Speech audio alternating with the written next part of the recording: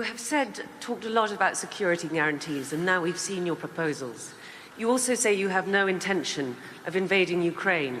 So will you guarantee unconditionally that you will not invade Ukraine or any other sovereign country, or does that depend on how negotiations go? And another question, what is it, do you think, that the West does not understand about Russia or about your intentions? Thank you.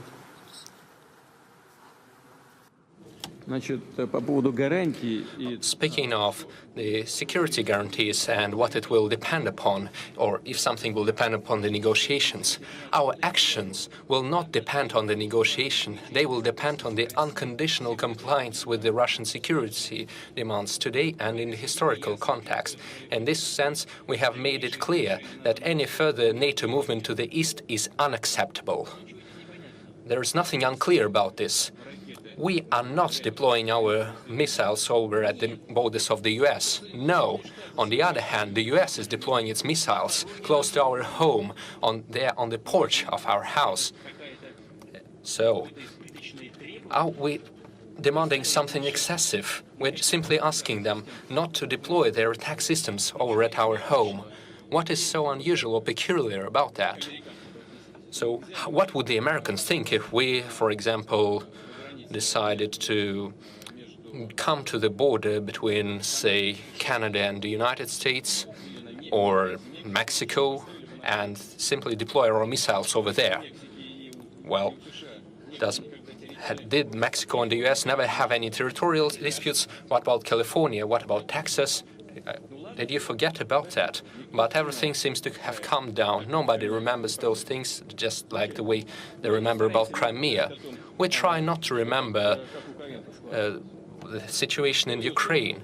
Who created that? Who started the crisis? Was that Lenin? Yes, when he declared the Soviet Union in 1922 and then the Constitution of 1924 following his death, was following the principles of Lenin. This is a matter of security, not just history. This is about security. It is not the negotiations that matter. It is the outcome, the result. I've reiterated this many times, and you're well aware that we said not an inch to the east. That was the NATO guarantee in 1990. So what became of that? They fooled us. We've seen 5 waves of NATO expansion. Now they're in Romania and in Poland, and they're deploying the relevant attack systems over there. That's what we're talking about.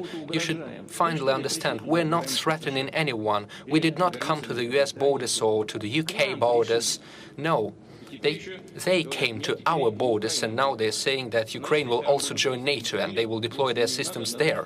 Or not just NATO, they will simply deploy it on a bilateral basis. They will deploy their military bases and their attack systems. That's what we're talking about. And you keep demanding some guarantees from us. You must give us the guarantees. It is up to you, and you must do this immediately, right now, instead of keep talking about this for decades. And use this small talk and soft talk about the need for guarantees of security for everyone. This is exactly what we mean. We are not threatening anybody. Here is something that the political establishment and propaganda media don't want you to know. Ukraine's President Zelensky has just banned yet another political opposition. She's in Boca Grande. She must be going on Tucker. I've stayed in that chalet.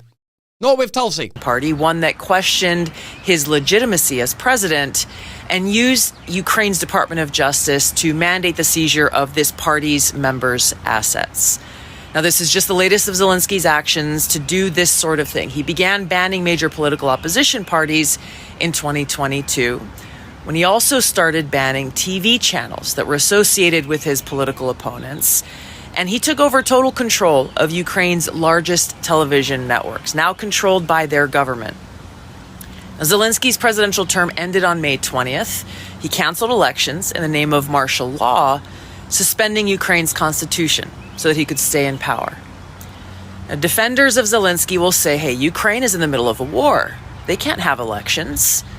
just stop for a moment and think, if we accept that excuse or criteria for suspending the Constitution and canceling elections, then we should presume that leaders in our own country and our own establishment media will also use this same excuse and rationale when they suspend our Constitution and our elections, since we too are at war with Russia and China.